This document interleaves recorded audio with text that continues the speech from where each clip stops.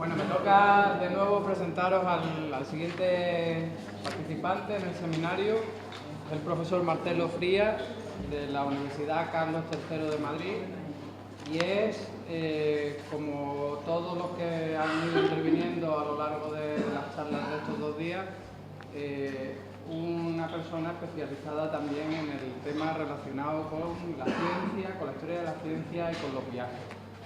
Marcelo Frías es, además de diplomado en Estudios Iberoamericanos por la Fundación CIPI y diplomado en Derecho Constitucional y Ciencia Política por el Centro de Estudios Constitucionales, doctor en Geografía e Historia por la Universidad Complutense de Madrid. Ha sido investigador asociado en el Centro Alejandro Coiré, en Francia, profesor asociado de la Universidad de París 10 en Nanterre, investigador del Consejo Superior de Investigaciones Científicas y profesor titular de la Universidad de Nancy, también en Francia. Sus líneas de investigación son ciencia y sociedad, historia de la ciencia moderna y contemporánea, viajes y expediciones científicas, la salud y el mundo contemporáneo, es decir, una serie de temas que, como veis, tocan de lleno con todo lo que hemos tratado en este seminario. Ha sido responsable y ha participado en numerosos proyectos de investigación desde todos estos puestos docentes, y ahora también forma parte del equipo de investigadores que integran el bloque 8 del gran proyecto de Consolider de la expedición Malaspina 2010. Sin más, bueno, lo único sí que me gustaría comentar, que es algo que él me ha contado en persona hace muy poco tiempo, es responsable también de una asignatura sobre patrimonio científico, técnico e industrial dentro de un máster de la Universidad Carlos III que se llama Máster en Herencia Cultural. Así que, sin más presentaciones, os dejo con una charla que también se adivina interesante. Gracias, Francisco.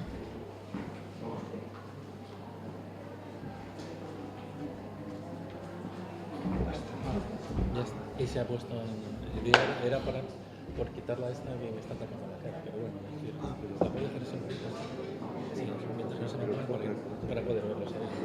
Esta. Perfecto. Sí, prefiero... Ahí sí.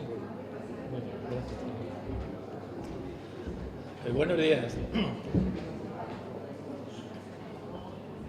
Tras estas amables palabras de Francisco González, que marca una trayectoria a veces que parece como muy larga y epatante, y yo les quiero decir especialmente a los jóvenes investigadores y a los jóvenes que veo aquí que eso lo único que significa es que algunos hemos tenido una trayectoria muy larga de becario precario, no solamente en España, sino por medio mundo, y que al final, tarde o temprano, uno siempre puede volver a casa. Si uno trabaja, insiste, pues puede volver a casa, ¿de acuerdo? Digo que quería agradecer especialmente a Francisco González y a Teodoro López la oportunidad de hablarles hoy de nuevo. Digo hoy de nuevo porque para mí siempre es una satisfacción estar en esta universidad y en esta ciudad. Algunos que somos de tierras castellanas y cruzamos también el país con otro tipo de máquinas bastante más modernas, ¿verdad? No consideramos siempre que esta es nuestra ciudad, o por lo menos nuestra segunda ciudad. Y hablar en la última jornada tiene un peligro, claro, que es el de repetir elementos que algunos compañeros seguramente ya han utilizado, y especialmente mirando la brillante plantilla de ponentes que tanto Francisco como Teodoro han invitado estos días. Mira uno el programa y realmente le da miedo hablar ahora el último día y dirá, me van a estar comparando y se van a dar cuenta lo bien que les han hablado otros y encima lo que les voy a aburrir yo hoy. Y les digo aburrir porque les voy a exigir en mi atención, en mi intervención práctica, realmente que atiendan un poquito más a mi discurso que a las imágenes. Con esto que les quiero decir, que me voy a apoyar en imágenes, solo eventualmente, y que pretendo especialmente, sobre todo en la segunda parte de mi intervención, que me acompañen en mi propuesta de análisis conceptual, que es lo que quiero, que intentemos, sobre todo pensando, como digo, que pensamos que vamos a tener un auditorio de alumnos de posgrado. Veo que hay alumnos de grado también, y también veo algunos buenos profesionales, algunos de los que conozco. Al hablarles de los viajes y las expediciones y la posibilidad, como digo, que ello sirva de vía para futuras investigaciones, para futuros investigadores que encuentren nuevas miradas, nuevas formas de abordar las expediciones, nuevas formas de abordar los viajes. Y fíjense que les he mencionado ya 3 veces la palabra viaje, que no aparecía ni en el título de la jornada ni en el de mi ponencia. ¿Y por qué les digo viaje? Porque cuando hablamos de expediciones científicas, me gusta recordar, especialmente en el curso que habitualmente doy de expediciones, de hecho siempre lo llamo viajes y expediciones con mis alumnos, que no podemos hablar de las expediciones sin tener en cuenta lo que significa el concepto de viaje. Y por eso siempre les empiezo hablando del propio origen del término viaje, que muchas veces nos ponemos a hablar de expediciones y nos ubicamos en unas prácticas que yo también he trabajado, luego les mostraré los gráficos que les he traído preparados también, pero, como digo, en esa propia significación de ese término que hemos utilizado en nuestro país, un término que viene del latín, un término del latín que nos llega al castellano a través de la lengua catalana, ese viaticum que utilizaban los latinos, que como seguramente ustedes sabrán, aludía a esas provisiones, a ese dinero que había que llevarse durante un traslado, ese viaticum, como digo, que va a dar un gran cambio en el 18, que es el siglo que abordamos nosotros, cuando encontremos en el propio diccionario de autoridades, en el 18, como cuando se habla de viajes, lo que se está hablando es de una jornada, que se hace de una parte a otra. Pero el diccionario de autoridades del 18 ya nos da un elemento nuevo, dice de una parte a otra que se puede hacer por tierra, pero que también se puede hacer por mar. Y esto es una singularidad nueva. Por ello digo, la importancia de la expedición, o del viaje-expedición, como a mí me gusta llamarlo, la propia significación que tiene la historia de la humanidad, unos viajes que inicialmente están unidos a la guerra, al comercio, a la peregrinación, luego les haré un pequeño matiz sobre ello, y un viaje que a lo largo de la historia también ha permitido descubrir nuevos horizontes, diríamos, el interés, el conocimiento va a estar presente, aunque de una manera bastante distinta. Por lo tanto, en definitiva, el viaje como elemento, como recurso imprescindible para el estudio de la historia. No les voy a hacer una historia del viaje, de eso no se trata, no me habían pedido los coordinadores en la charla de hoy que se hiciera ello, pero sí hacerles alguna matización. Por ejemplo, cómo encontramos en la propia Edad Media cómo estos relatos de viajeros son una fuente documental clave para conocer la época. No solamente lo que ellos descubren, sino a través de lo que nos cuentan, lo que podemos saber de esas sociedades. El siglo XIV, como si saben, me imagino que lo habrán visto en estas jornadas por lo que me han comentado mis compañeros, aparecen las primeras cartas de navegación, basadas en la observación empírica, cartas de navegación que en el caso de los viajes científicos posteriores, me imagino que ya les han contado estos días, ¿verdad?, van a ser clave especialmente para cruzar el Atlántico desde Europa hacia otros continentes, especialmente, me imagino que han estado viendo en el caso americano. Y esto a que nos da pie, a que encontremos también las primeras guías de puerto, los portuarios. Esta época, lo que se está produciendo es una ruptura con el oscurantismo de la tradición. Una tradición que hasta ese momento se asocia al cristianismo, y que se va a establecer, estamos hablando del XIV, ese prólogo de los grandes descubrimientos del siglo XV, del siglo XVI, que supongo que les han hablado estos días. Estamos hablando de los siglos anteriores, el XVIII. Los motivos fundamentales que originan los viajes van a seguir siendo las guerras y el peregrinaje, pero unos motivos donde va apareciendo un nuevo elemento, como va a ser el comercio. Algunos estarán pensando, ¿los reyes no viajaban? Pues claro que viajaban los reyes. Es otro tipo de viaje.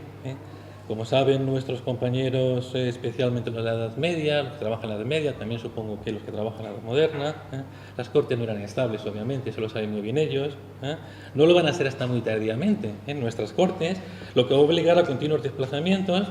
Vamos a ver cómo el conjunto de la corte se va desplazando allí donde va el monarca, y estos desplazamientos o viajes van a estar motivados por un elemento nuevo, el de administrar justicia en los distintos territorios, y obviamente también, como les decía hace unos momentos, por las guerras. Otras veces los viajes van a ser una simple alianza matrimonial, la firma de una paz, la firma de un tratado, paz, tratado, dos elementos que sí nos van a incidir luego en el siglo XVIII cuando hablemos de las expediciones de límites.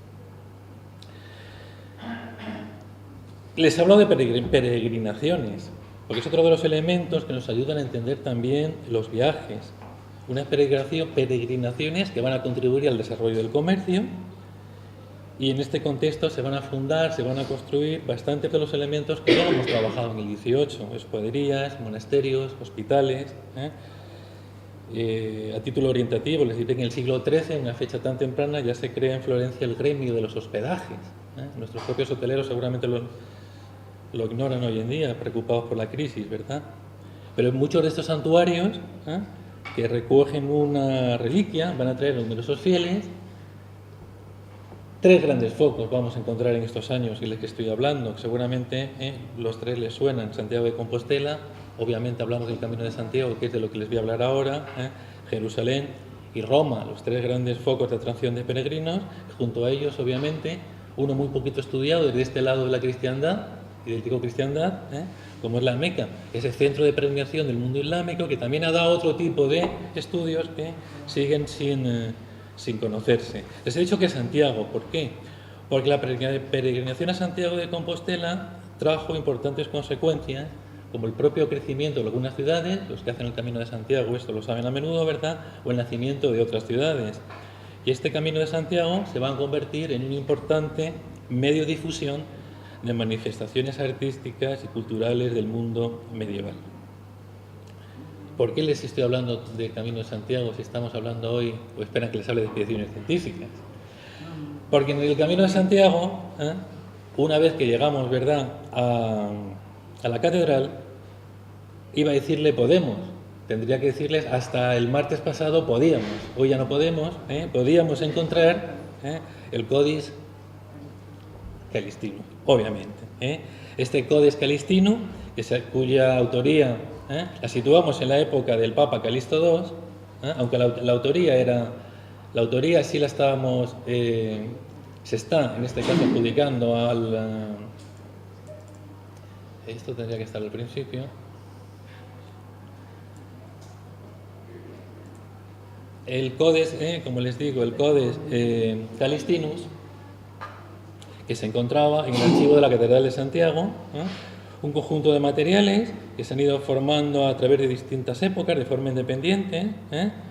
Encontramos el Liber Peregrinationis, que es un breve tratado donde ya encontramos, fíjense, mezcla de relato de viajes, libro de consejos morales y guía del peregrino jacobeo. ¿Y por qué le digo que es importante? Porque es el primer libro de viaje, otros lo llaman guía de peregrino, que se ha conservado. Su autor era Emery de Picot, que es a quien se le atribuye, francés de la región de Poitiers, un conjunto de 5 libros donde se enumeran las localidades por las que van pasando los peregrinos, nos hablan de los ríos, de la condición de las aguas, nos van describiendo los pueblos. Si yo les hubiera empezado a hablar de esto, pensarían que les estaba hablando del siglo XVIII. Pues no, les estoy hablando del Codex Calistinus, que desgraciadamente han robado antes de ayer. Por eso les digo que siempre empiezo diciendo, podemos verlo en la Catedral de Santiago, si están al tanto de la prensa estos días, fue robado el martes, se desapareció, y el miércoles oficialmente ha empezado la caza y captura del Codex, pues a través de los círculos habituales de distribución, abren comillas mafia, cierren comillas mafia, de este tipo de elementos. Como les digo, se trata de una pieza irrepetible que resulta fundamental para entender una parte de la historia de nuestro país, pero también del mismo Occidente. A través de los 5 libros que consta este códice,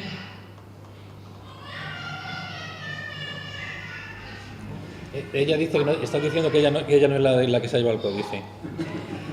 Como le digo, son de las más importantes joyas bibliográficas españolas. Para muchos es seguramente el primer libro de viajes de la literatura occidental, incluso anterior a las obras que nos han llegado de Marco Polo. Está datado del siglo XII y, repito, está considerado como el más valioso de los códices.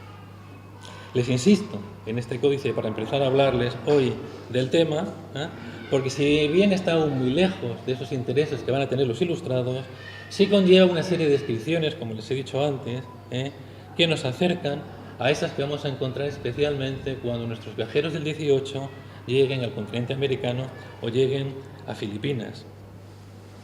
En la Edad Moderna va a haber otro tipo de interés por el viaje, va a empezar a aparecer sobre todo el viaje como elemento recomendable en cierto tipo de familias en la educación de los hijos. Un viaje que tiene como objetivo primordial enseñar a los jóvenes los saberes, los logros de los estados europeos modernos, un viaje que se va a centrar sobre todo en Italia, obviamente buscando las antiguas civilizaciones, en el caso de Roma, también de Grecia. Enseñar, conocer. Dos términos nuevos, por eso les incidía en ello, que implican también una nueva conceptualización. Ya no hablamos de guerras, no hablamos de peregrinajes, no hablamos de comercio. Empezamos a introducir dos conceptos nuevos, el de enseñar y el de conocer. Y me he permitido hacerles esta larga introducción, como les digo, porque ello nos debería permitir, al menos con una rápida comparación, entender mejor lo que suponen los viajes y expediciones científicas del 18. Mi intervención que les había preparado para hoy, una intervención para 2 horas, no teman, va a ser mucho menor, porque ya me dijeron los compañeros que tenemos que reducirla y encima vamos ya con la hora un poquito justa hoy. Como digo, va a centrarse o va a intentar que me acompañen en 2 reflexiones, en 2 momentos. Primero, abordando la época en la que surgen y el significado de estas expediciones, junto con los intentos que ha habido a la hora de delimitarlas, qué es una expedición científica y qué no es una expedición científica, una cuestión que se han venido planteando algunos compañeros nuestros, que les he traído hoy en los gráficos que les mostraré ahora, y que creo que sigue sin resolverse, que esa es una buena también salida para algún estudiante que quiere dedicarse a estos temas. Por lo tanto, primero abordar el significado de estas expediciones con estos intentos de clasificación, y en un segundo momento, dependiendo del tiempo, ya miren haciendo señas los coordinadores para que vaya cortando, sí quería presentarles 2 modelos prácticos de cómo trabajamos con estas expediciones. Una a través de lo que solemos llamar ciencia, en sentido amplio, y otras en los que la centramos más en los temas sanitarios.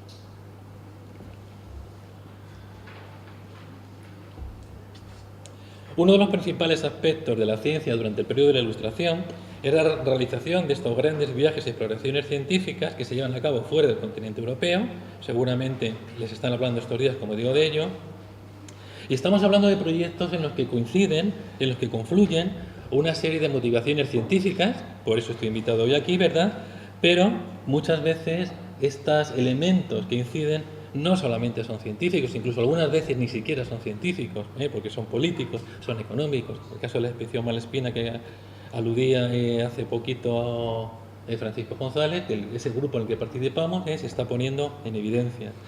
Fíjense que las grandes potencias coloniales europeas en el siglo XVII ya habían iniciado ese plan, diríamos, sistemático de reconocimiento de su mundo ultramarino, unos imperios prácticamente que se van consolidando, pero a principios del 18, que es el caso que nos interesa en nuestro país, tenemos un conocimiento muy parcial de lo que se hace en América. No solamente de lo que se hace en América, incluso, diríamos, de las zonas más cercanas a nosotros, del norte de África, el Próximo Oriente. Todo lo referente a España y sus colonias sigue siendo bastante desconocido. Hay 2 personajes que han protagonizado 2 proyectos expedicionarios, yo creo, de una especial repercusión en la segunda mitad del 18 y principios del 19, que seguramente todos los van a conocer. Si les hablo de James Cook, si les hablo de Alexander von Humboldt, seguramente lo han oído. Quizás Cook sea el más ilustre navegante del 18, y no solamente porque lo haya reconocido las famosas películas de Hollywood que todos hemos visto alguna vez, los viajes de Cook, sino por esa propuesta que él hace a la Royal Society, con ese primer viaje para observar el fenómeno astronómico que seguramente les han hablado estos días, el paso de Venus delante del Sol, esa elección de Tahití para hacer la observación prevista, esos viajes que hace por el Pacífico. No voy a detenerme en Cook, pero sí recordarles, porque seguramente eso pasa cuando se habla de estos temas, todo el mundo oye hablar de Cook. Igual que el otro gran protagonista en el mundo, digamos, fuera de los especialistas, que es Alexander von Humboldt, un personaje que, sobre todo sus relaciones con el medio español, está recuperando, yo creo, de una manera muy, muy, muy interesante desde hace varios años. Un compañero nuestro de Madrid, el profesor Miguel Ángel Couchampé, especializándose en esta figura tan brillante. Sin cuestionar estas 2 figuras, en las que les digo, no me voy a detener, paso por encima todo lo que se había preparado para hoy para hablarles de Cook y de Humboldt, digo, sin cuestionar estas figuras que sigo pensando, que son muy representativas de esa época brillante, de los famosos viajes y expediciones, creo que las expediciones científicas españolas, esto es una toma, yo creo, de postura que venimos defendiendo algunos compañeros de hace años, se encuentran al menos como objeto de estudio histórico. Otra cosa sean luego las realizaciones, sus éxitos o sus fracasos, que eso lo podemos ver aparte. Pero como objeto de estudio histórico, como objeto de estudio académico, que es lo que nos interesa, creo que nuestras expediciones, nuestras entre comillas, por supuesto, están al mismo nivel de interés que de la de estos grandes personajes a los que Hollywood les ha dedicado tanta atención. Y vamos con el 18. ¿Cómo surge este proyecto en la España del 18? ¿O cuáles son los fundamentos de estos viajes científicos para que empecemos a hablar de otro tipo de viaje distinto del que habíamos hablado hasta ahora? Durante el siglo de oro en España, como algunos compañeros tienen muy bien trabajado, se había hecho un amplio esfuerzo colonizador, en el caso de España con sus colonias, geografía, mineralogía. Algunas de las grandes exploraciones científicas, hoy les han hablado de ella al principio, nuestra compañera Paloma Blanco, me imagino que estos días también les han hablado más, de Francisco Hernández, con esa descripción meticulosa de la flora mexicana y esas brillantes ilustraciones que nos ha puesto antes Paloma Blanco. Incluso la mayor parte de los cronistas de Indias han incluido algunas descripciones sobre el conocimiento, el aprovechamiento colonial. Sin olvidar todos esos antecedentes, sin olvidar todas estas aportaciones, lo que sí vamos a encontrar durante la Ilustración, y por eso hablamos de expediciones científicas en la Ilustración, es un salto cuantitativo y un salto cualitativo en el conocimiento del territorio americano. Y ello se va a articular en torno a un plan, es un plan estatal, es un plan que se dirige desde la metrópoli, al que también ha aludido antes Paloma Blanco cuando hablaba del Jardín Botánico, de la figura de Casimiro Gómez Ortega, y es un plan, insisto, que se articula desde la metrópoli, porque incluso hoy en día, a principios del siglo XXI, desde nuestros compañeros del otro lado del charco, de nuestros colegas americanos, aún siguen replanteando el origen no estatal, el origen no español de este proyecto. A veces hay que recordarles que la independencia americana empieza en el siglo XIX, más allá de los discursos políticos de los Chávez de turno, los Hugo Chávez Frías, que les juro que no tiene que ver nada con Marcelo Frías, que siempre me lo preguntan algunos. Estos discursos, estas reinterpretaciones de la historia, cuando hablamos de las expediciones americanas, pues no es un proyecto español. Es un proyecto español porque forman parte en el siglo XVIII de un gran proyecto de la corona, de Real Jardín Botánico muy bien avanzaba hace unos años, concretamente a finales de los años 80, lo empezó a lanzar Horacio Capel, quizá contestando un poco a Jean Serray, que era una figura que empezó criticando la no participación española en estos proyectos del 18, cuando decía, bueno, si finalmente eran cosas americanas. Como les decía, empezó en los años 80 del siglo pasado, recordando, haciendo hincapié desde las cátedras de geografía en Barcelona, Horacio Capel, la importancia de trabajar con estos elementos originales que supone la aportación española, un anhelo por el progreso científico que en la España de principios del 18 obviamente iba a encontrar una resistencia. Esa resistencia, esa lucha entre los que están impulsando las innovaciones y los que se están refugiando en las tradiciones. Esas tradiciones que van a marcar profundamente el debate científico y un debate en el que se va a cuestionar la esencia patriótica, especialmente por los defensores de la España de siempre. Cuando hablamos de innovación, vamos a encontrar esta oposición. Como digo, a pesar de ese espíritu, yo diría de falso patriotismo, y aquí seguiría pues esa manera tan brillante de mostrar lo que tuvo José Cadalso en sus cartas marruecas, cuando hablaba de ese falso patriotismo español, como digo, no pudo con los ilustrados españoles, y va a marcar un contexto de alianzas. Es una alianza progresiva que se empieza a vislumbrar entre la corona, como poder político, y los ilustrados en cuanto científicos. Con estas perspectivas, durante el reinado de Felipe V, que supongo que, me imagino que les habrán hablado estos días, por si no, yo les voy a hacer alguna referencia, sí aparecen unos centros en los que se empiezan a practicar las nuevas ciencias. Son instituciones al margen de la universidad que van a colaborar con la monarquía en su intención de hacer llegar esta nueva ciencia a los profesionales y a la nobleza. ¿De qué instituciones estoy hablando? ¿De qué centros?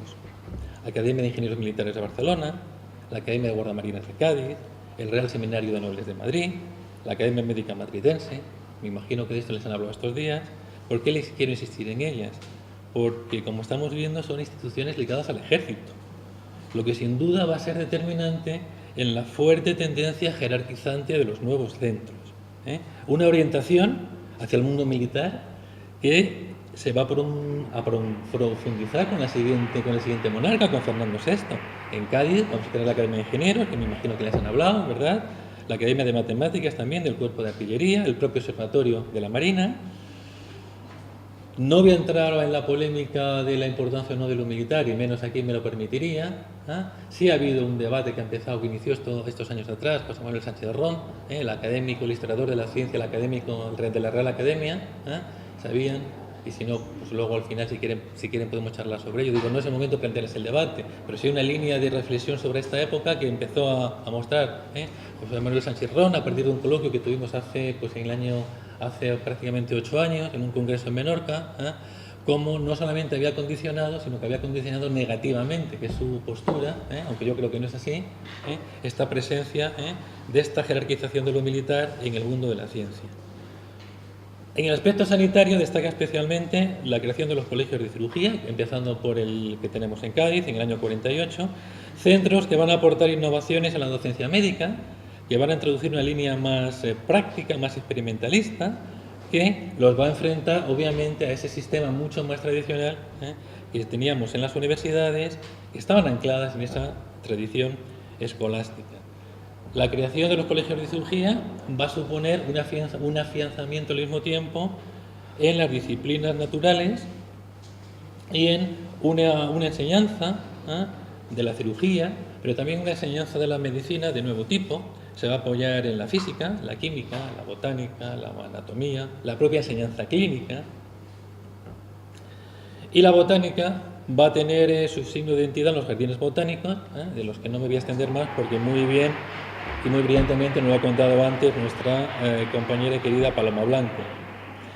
Como les decía, si la proyección española hacia el Nuevo Mundo había sido inequívoca en estos años anteriores al 18, y en el 18 se constataban estos nuevos intereses, esas noticias y esos primeros elementos que empezaban a llegar del continente, que también han visto en la anterior charla, tenían un serio impacto en nuestros científicos ilustrados. ¿Por qué? Porque esta llegada, por un lado, implicaba que no se conocía lo que teníamos en nuestras colonias, y al mismo tiempo la llegada de estos materiales, no solamente de herbarios, sino también de otro tipo de materiales de naturaleza americana, suponía un cuestionamiento de las teorías que hasta entonces habíamos tenido sobre la naturaleza. Es decir, no solamente nos estaban aportando elementos, sino que estaban rompiendo con la manera conceptual de ver el mundo, llegar a algo que no sabemos que existe. Por lo tanto, algo que conceptualmente nuestra manera de pensar. El continente americano, como les digo, durante la mayor parte incluso del 18, incluso su etapa final, sigue siendo un mundo prácticamente desconocido para los círculos científicos. La mayor parte de estos materiales que van llegando van a ir quedando aparcados. Algunos se van a publicar, como muy bien hemos visto antes, y no quiero ir repitiendo cosas, a principios del siglo XIX. En el caso concreto de los materiales de Mutis, todos sabemos que prácticamente se han mantenido inéditos hasta mediados del 20. Y al mismo tiempo tampoco habían faltado las críticas erróneas. Estamos pensando en los dos grandes mitos o púlpitos de la botánica de la época, el que Carlos Linneo en cuanto a la sistemática, o cuando a esa dirección que se hace del Jardin des Plantes de París, del propio Buffon, el conde de Buffon, esas franceses que tanto tuvieron que ver con los aferes, diríamos hoy, que pasaban cuando llegaban esas plantas que llegaban hacia Europa y no sabíamos cómo luego terminaban apareciendo en París. No les voy a hablar ahora de la Fer Tombey, de la época, hoy diríamos el caso Gürtel de la época. ¿Qué pasaba con aquellas plantas? ¿Por qué aparecían en París y no estaban en nuestro país?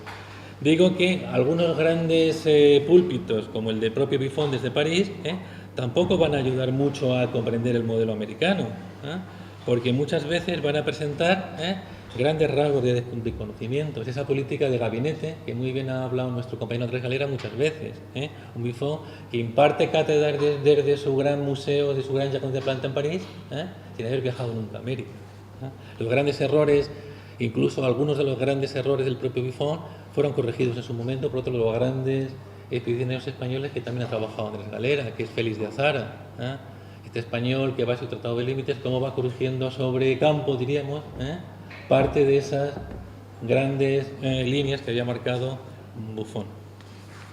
Y luego, como les decía, tenemos que añadir, por último, en este caso, como algo nuevo del 18, Pues una costumbre. Y las costumbres también influyen en los científicos y en los técnicos hace 200 años, igual que ahora. Y es la costumbre de viajar que se había implantado en la España de la Ilustración. Ese deseo de muchos naturalistas de conocer la naturaleza del nuevo continente, ese deseo de verlo desde unas perspectivas nuevas, no solamente lo que estamos leyendo, sino quiere ir a verlo. Y cuando revisamos los primeros textos, los diarios de alguien muy querido en esta ciudad como es José Celestino Mutis, quedamos siempre muy de manifiesto. Esas lecturas que está haciendo lo que le incitan no es a escribir sobre ellas, sino tener un deseo de ir a conocerlo.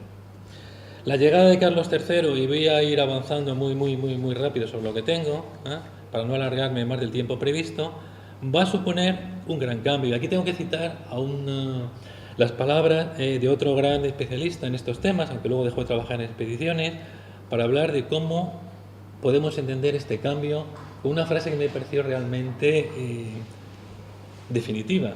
Nos decía José Luis Peset en una frase, yo creo que ya es un clásico para entender esto: si la dinastía Habsburgo había coleccionado pintores, ahora empieza el interés de los Borbones por los científicos, que debían proporcionar nuevas fuentes de riqueza para el Real Erario. Una sencilla frase que yo siempre les digo a los estudiantes, nos ayuda a entender un cambio. Si los Habsburgo habían coleccionado pintores, los Borbones van a coleccionar científicos.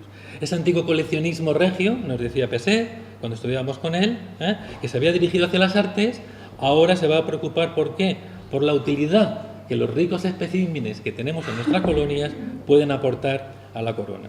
Por lo tanto, esta nueva política que está haciendo se está replanteando la utilidad de los territorios españoles, la utilidad de los productos que podemos encontrar en estas regiones. Unas regiones que van a aparecer como el campo ideal para investigar, descubrir nuevos productos y, sobre todo, ponerlos al servicio del proyecto de Estado. Y es la tercera vez que les digo hoy que es un proyecto de Estado de las expediciones científicas.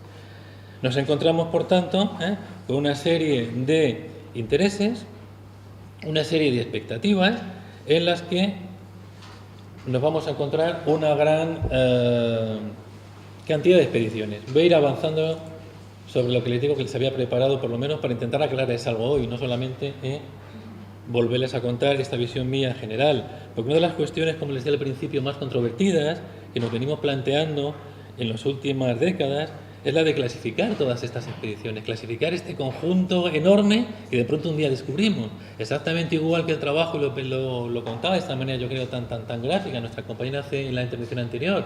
Llegan un día y se encuentran con el herbario, ¿verdad?, con toda esa cantidad de que tienen que hacer con ello. Pues algunos académicos también, en su momento dado, nos hemos encontrado a finales del siglo pasado y principios del actual. Algunos estudiábamos a finales de los 80, en esto empezamos a estudiar con ello. Bueno, ¿qué hacemos con todo este montón de expediciones que no sabíamos que han hecho los españoles? Por lo tanto, empezar a clasificar y empezar a preguntarse cuál de ellas son científicas y cuál no son científicas. Ha habido 3 compañeros que han intentado hacer este primer intento. Vuelve a aparecer aquí de nuevo lo que no tiene que aparecer. Aquí estamos. Una primera tipología fue la que nos propuso Ángel Guirao, un compañero nuestro que dejó de trabajar en estos temas de expediciones científicas, y si no me equivoco, que me corrija Paloma Blanco, luego se dedicó al tema de la moda, que creo que le ha dado bastante más éxito, su época de modelo, ¿verdad? Digo, Ángel proponía una serie de criterios para delimitar el carácter científico de las expediciones, entre lo que él, por un lado, él decía, bueno, pues las que tengan una intencionalidad científica, y aquí encontrábamos claramente las expediciones que ya son consideradas científicas en su momento, en el 18, porque algunas ya se llaman científicas en su momento. La mayor parte de estas expediciones que hemos hablado del 18 se autodenominan científicas, por lo tanto entrarían. Pero fíjense, sin embargo, aquí también incluiríamos otras, por eso les he puesto en el caso de Azara, que aparentemente no son científicas, como el caso de la de Azara, a Paraguay, con la delimitación de límites, pero que en la realidad, cuando Azara llega al territorio americano, hace realmente también trabajos científicos. Otro elemento que decía, bueno, pues decía Ángel, vamos a hacer expediciones científicas, serán aquellas que estén relacionadas con instituciones científicas, es decir, aquellas que hagan referencia a academias científicas, jardines botánicos, gabinetes de registro natural, escuelas o academias militares, todas ellas las vamos a llamar científicas. Claro, pero aquí va a ser muy difícil entonces que hablemos de una expedición y la demos el adjetivo de científica si no encontramos alguna relación con estas instituciones. Si en algún viaje o expedición encontramos alguna relación con estas instituciones, obviamente las tendríamos que denominar científicas. El tercer elemento que él hablaba, el del personal que participa, es decir, si encontramos un personal científico especializado, un personal que utilice un instrumento científico y que además cuente con apoyos materiales, vamos a hablar entonces de expedición científica. Es decir, hay que contar con los elementos necesarios para llevar el trabajo a buen fin, por lo tanto, con un personal que sea capaz de utilizar estos elementos.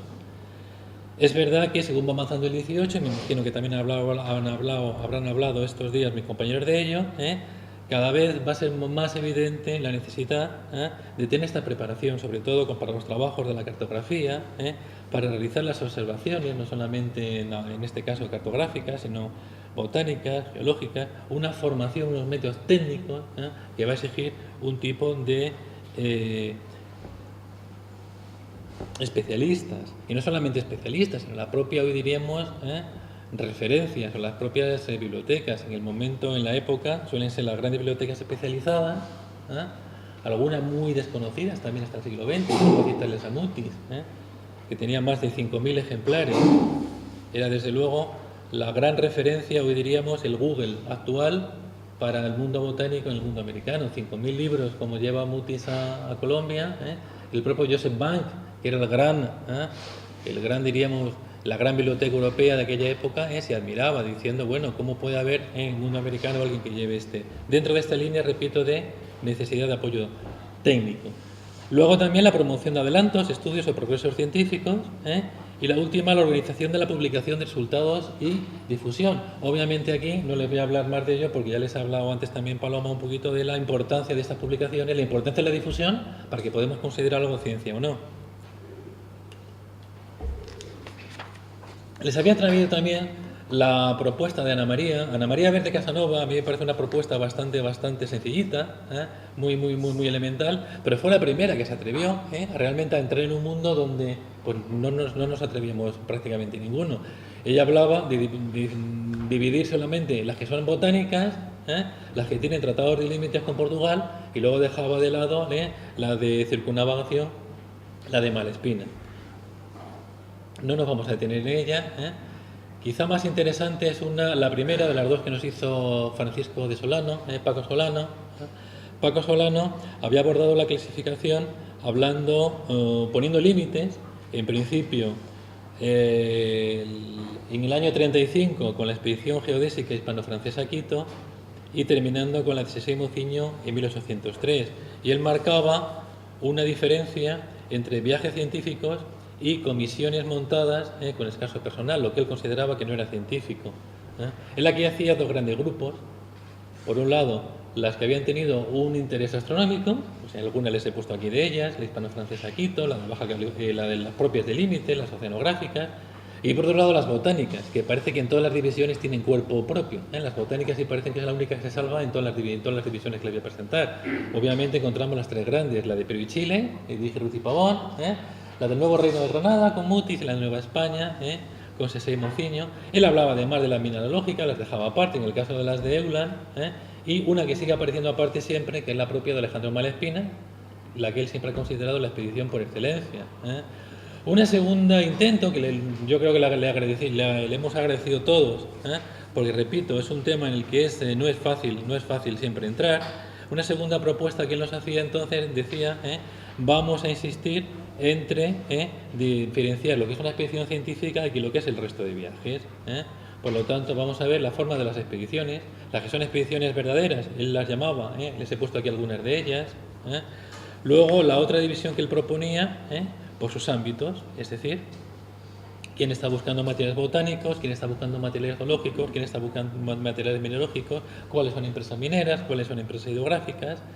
Obviamente la tercera parece obvia, pero tampoco se la había planteado nadie, por el propio destino de los viajes, es decir, hacia dónde van. Prácticamente los viajes cubren la totalidad del continente americano, por lo tanto aquí no les voy a hablar más de ello. Todo el continente americano, aunque algunos, como sabemos, siguieron hacia el Pacífico. Y la otra propuesta que podríamos utilizar para hacer la división sería la de los expedicionarios. La mayor parte de ellos parten de España o son españoles, pero había algunos, hoy les han hablado algunos importantes de ellos también, que no formaban parte de nuestro país y que van a tener una presencia, un protagonismo muy, muy destacado, como el caso de Leflin, de Tadeo Hanke, el propio Luis Ney, Dombey, por no hablar de la figura siempre cuestionada de Malespina. Hombre, el quinto elemento que nos proponía Paco Solano, obviamente, es el más habitual que utilizamos en historia, reinados y gobiernos. Pues él nos contaba, nos decía cómo en el caso de Felipe II pues había habido 2 expediciones, 2 también el de Fernando VI. Fíjense el cambio que hay con la llegada de Carlos III. ¿Por qué hablamos tanto de Carlos III? 32 con Carlos III, 25 con Carlos IV. Otro de los elementos que él nos proponía también, por los resultados, se han dado lugar a la creación o a la aparición de algún tipo de instituciones. En el caso concreto de México, con el Tribunal de Minería, en el caso concreto de Colombia, con el Observatorio Astronómico. Un observatorio astronómico con el que algunos hemos seguido considerando, y volvemos a hablar de Mutis, que sigue siendo cuestionado. En la propia historiografía colombiana, siempre los observatorios astronómicos forman parte de la expedición botánica. Y aquí la figura de Caldas vuelve a aparecer, diríamos, de manera protagonista. Los que seguimos diciendo que son proyectos del Estado español y proyectos de la Corona española, seguimos discutiendo hasta qué punto muchas de estas actividades forman parte de la expedición. Obviamente se hacen con los expediciones españoles, pero basta revisar, luego les mostraré los gráficos del día a día de las expediciones españolas para ver cómo en el caso del Observatorio Astronómico, el de Colombia, y la actividad de Caldas en él, y en este caso concreto algunos de los discípulos de Mutis de la etapa final, no son aprobados por quien manda, hoy diríamos. ¿Y quién manda?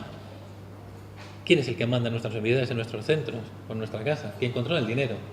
Claro, los auditores de cuentas en la península no van a aprobar estos gastos, algo que luego les mostraré los gráficos. Por eso algunos nos permitimos dudar de que oficialmente fueran de la expedición. Obviamente se trabajan los expedicionarios con ellos, pero cuando llegan a España eso no se admite. Quien tiene que dar dinero le dice, no, a usted no le pago porque eso no forma parte de lo que le hemos comandado, de lo que le hemos encargado. También nos planteamos cuestionarlo, como en el caso que digo, de los resultados de las expediciones. Por ir rapidito, por entrar a la segunda parte, que es la que más me interesaba, y no sé cómo vamos de tiempo, miro al coordinador, que la segunda parte, repito, es la que más me interesaba.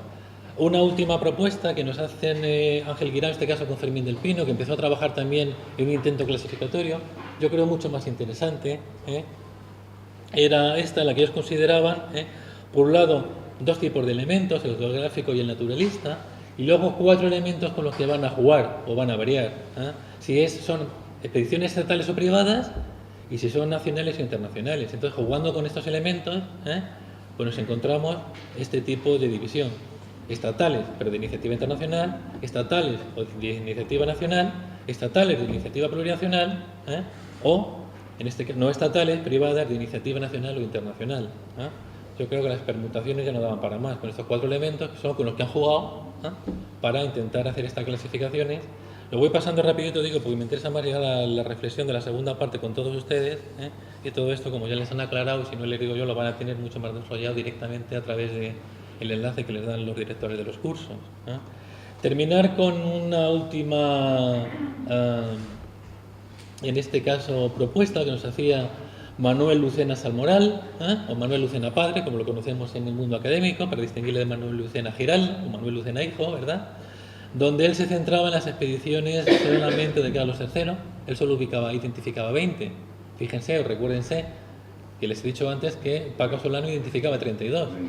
2 personajes trabajando al mismo tiempo, o 2 grandes profesionales trabajando al mismo tiempo sobre el mismo tema, y uno habla de 32 y otro de 20. Por eso le digo cómo la propia interpretación de los elementos que consideremos a la hora de las expediciones nos va a hacer luego hablar de que tenemos muchas o que tenemos pocas. ¿Qué es lo que hace o qué es lo que nos recordaba Manuel Lucena? Él decía que algunas de estas, de las que nos habían hablado tanto Paco Solano como Ángel Guirao, realmente lo que hacían era dividirlas. Luego les mostraré un gráfico también al final, como algunas de estas subdivisiones realmente no son expediciones científicas, forman parte de la misma expedición, forman parte de un mismo proyecto. Por eso solamente de 20, proponía un orden cronológico, obviamente.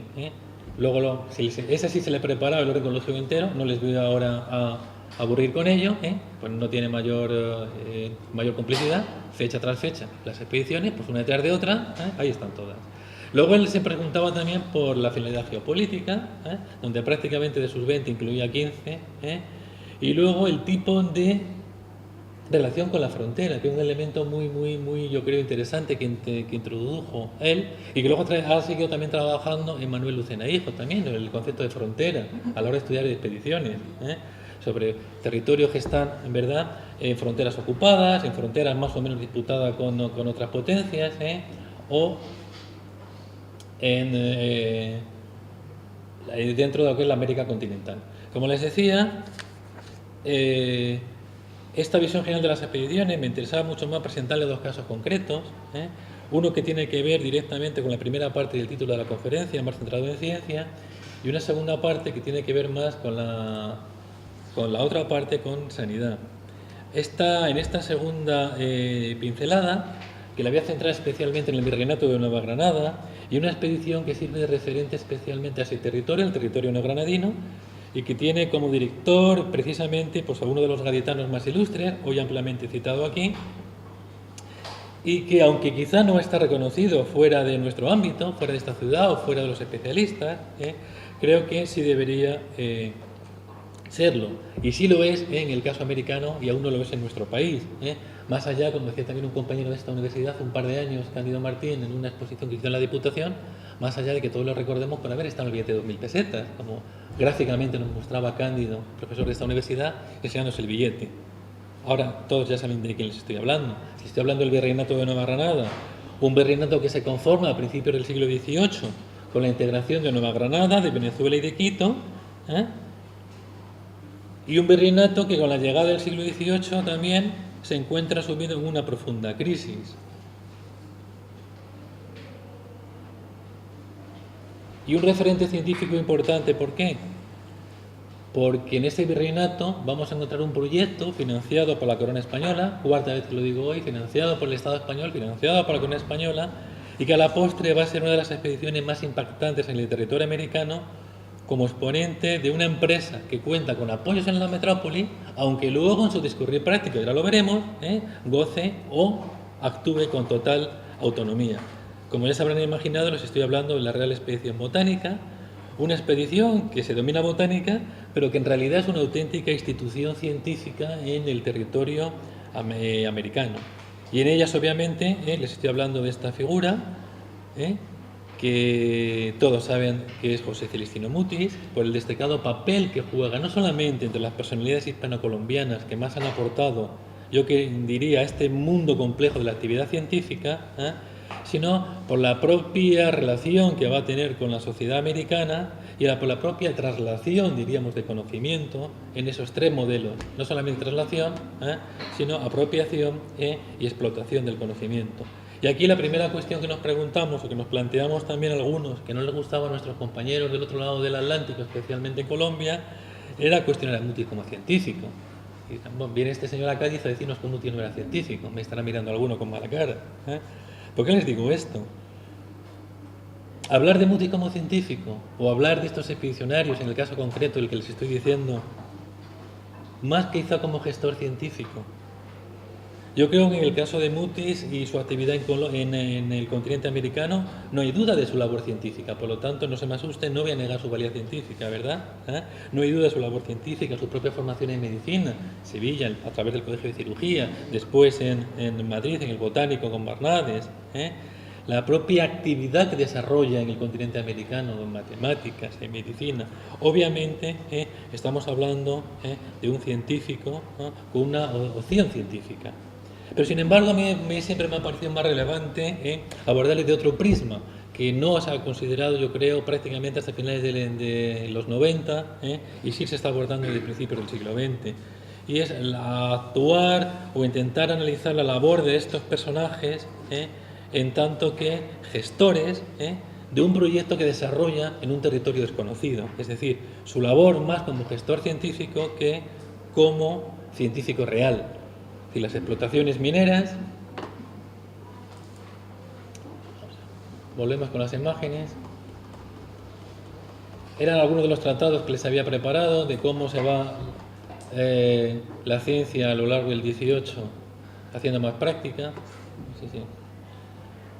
Desde las propias explotaciones mineras, que intenta hacer la Montuosa, que se ven al norte del gráfico que les he puesto, las propias minas del Real del Sapo, en Ibagué, vamos a encontrar tentativas empresariales, comerciales, intentos de trabajo con quinas, con canelas, con té, que cuando uno revisa el día a día de la expedición, y ahora les mostraré los gráficos, nos incitan más a pensar que estamos hablando de un gestor científico. Hoy nuestros buenos científicos también les toca gestionar. Barbací, para poder trabajar en nuestro país, se tuvo que montar, entre comillas, e imaginar ese centro que obviamente le toca gestionar para poder investigar. Este tipo, digo, de figura o este tipo de prisma es el que a mí me interesa, es el que no se ha analizado hasta ahora, yo creo, a la hora de ver nuestros científicos, y creo que Mutis es muy buen ejemplo de ello. Esta perspectiva de gestor de la ciencia, que también quedaría en otras facetas académicas, su propia construcción, como les he dicho, del observatorio astronómico, para lo que no cuenta en principio con la utilización de la península, una labor que creo que le ha dado realmente un lugar que no está aún trabajado, que no está reconocido en el marco de las expediciones del 18.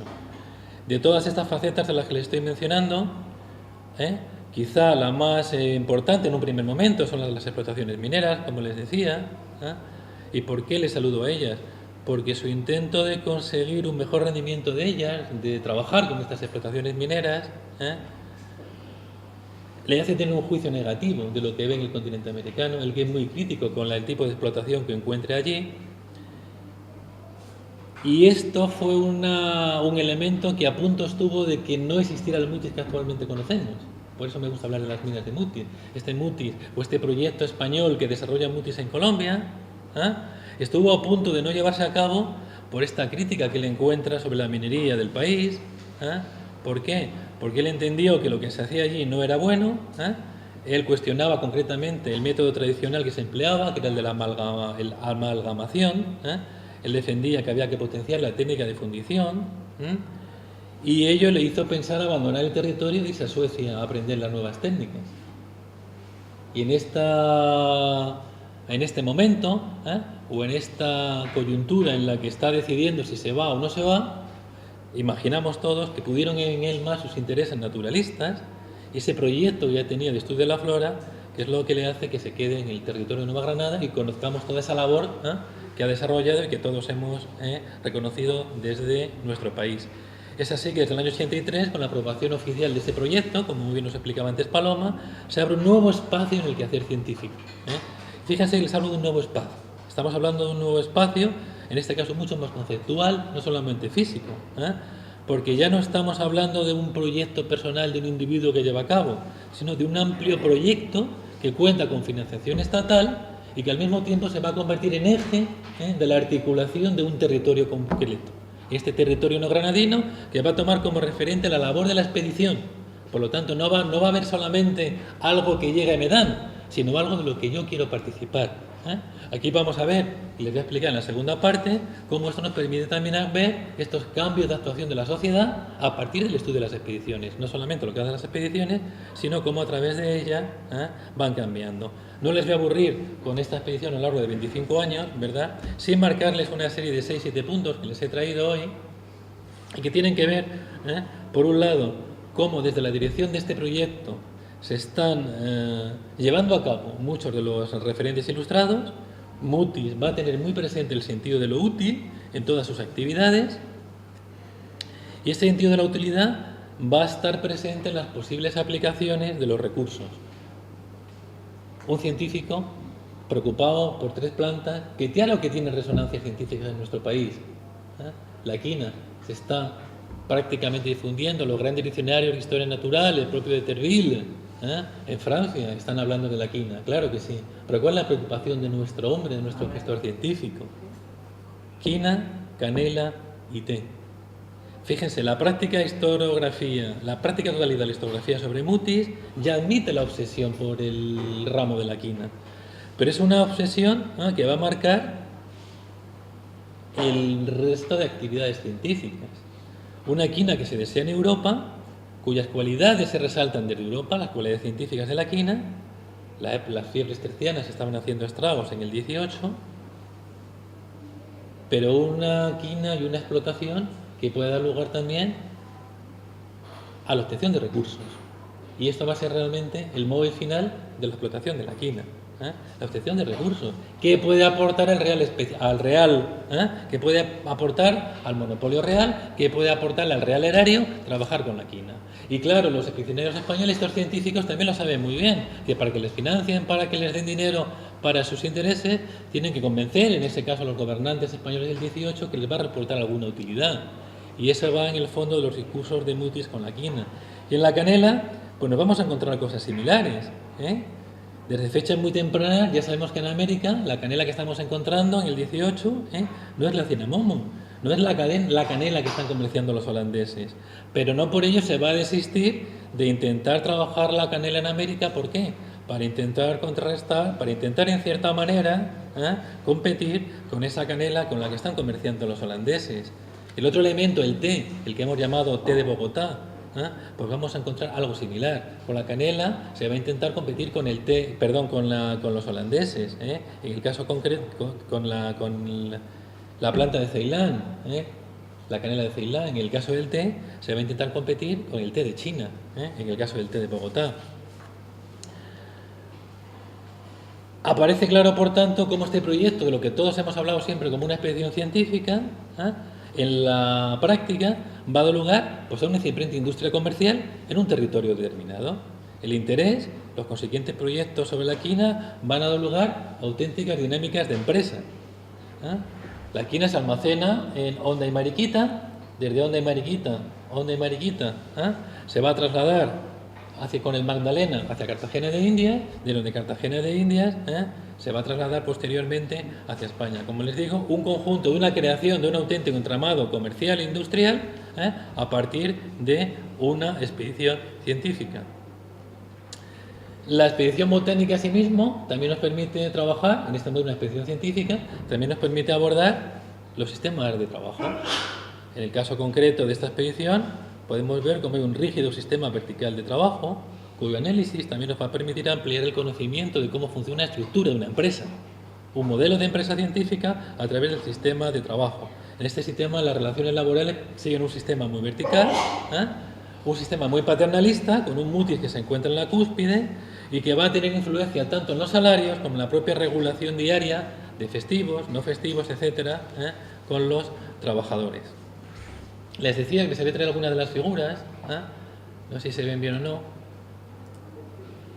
Algunas figuras que ustedes conocerán, algunos de ustedes conocerán, otros no. Pero bueno, a veces nuestros compañeros de estadística, los que nos ayudan a hacer estos gráficos, ¿verdad?, no terminan de entender que después de estar revisando durante 25 años el día a día de una expedición, uno solo se pueda mostrarles 5 gráficos que parece que los ha hecho en 5 minutos, ¿verdad? Estos gráficos los hemos realizado, repito, a través de revisar no en este caso las ordenanzas, no los dictámenes ni las normas que se marcan en la expedición, revisando el día a día de los trabajos de la expedición botánica durante los 25 años que dura la expedición, día a día.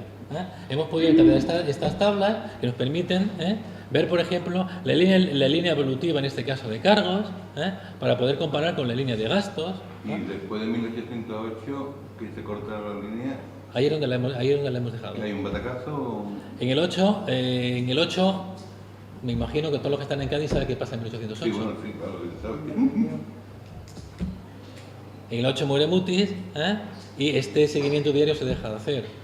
Por lo tanto, hemos trabajado hasta el 8. Primero por primero concepto de principio.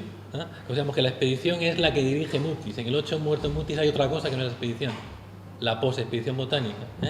Y en la práctica es que a partir del 8, oficialmente, también desaparecen este seguimiento pues manual. Imagínense lo que es papel, día a día, con los miles y miles de facturitas, de relaciones diarias, de todo tipo de gastos, de ingresos, que ahora les iré mostrando alguno más de ello. El poder utilizar este tipo de... ¿Elige las ordenadas que representes? Que no se lee. Los gastos, perdón, estamos aquí. En los años, y en este caso concreto es en los cargos, en los ingresos que nos están entrando, y aquí lo que estamos gastando. En la primera tenemos el cargo y en la segunda los gastos. Esto que nos ha permitido, que es lo que les decía, que creo que es un modelo que se puede aplicar a otras expediciones y que yo sepa hasta ahora, que me corrijan mis compañeros, no se ha hecho a otras expediciones. Y los que venimos trabajando sobre esta expedición sí pues alentamos a los jóvenes que les gustan estos temas que lo hagan también sobre tipos de expediciones. Pues nos da, digo, pie a ver, en este caso concreto, ahora les voy a explicar por qué nos da pie, a ver cómo en un momento dado, cuando intentamos cruzar las dos líneas, se intentan siempre adecuar los gastos, en este caso, a los ingresos que ha habido. Claro, muchas veces vamos a explicar la labor de las expediciones científicas por el interés de nuestros científicos, pero también se nos ha olvidado, como nos pasa a los científicos actualmente, ¿verdad?, que muchas veces lo tenemos que explicar por el dinero que nos llega. ¿Por qué estamos haciendo menos cosas? ¿Por qué estamos gastando menos a partir del año, en este caso, perdón, a partir del año 91? Obviamente, ¿por qué? Porque han disminuido mucho los ingresos también. Obviamente podemos entrar luego en discusiones científicas, pero algo ahí obvio, tenemos mucho menos ingresos, por lo tanto podemos hacer muchas menos cosas, podemos gastar mucho menos. Luego hemos intentado mostrarles, en este caso concreto, la diferenciación a través de las dos grandes etapas, lo que es la primera etapa en el 90 en Mariquita y lo que es la segunda etapa en Santa Fe. Cómo se van repartiendo los gastos generales según las distintas partidas. Las partidas que se llevan, vamos a ver si le podemos dar un poquito más de...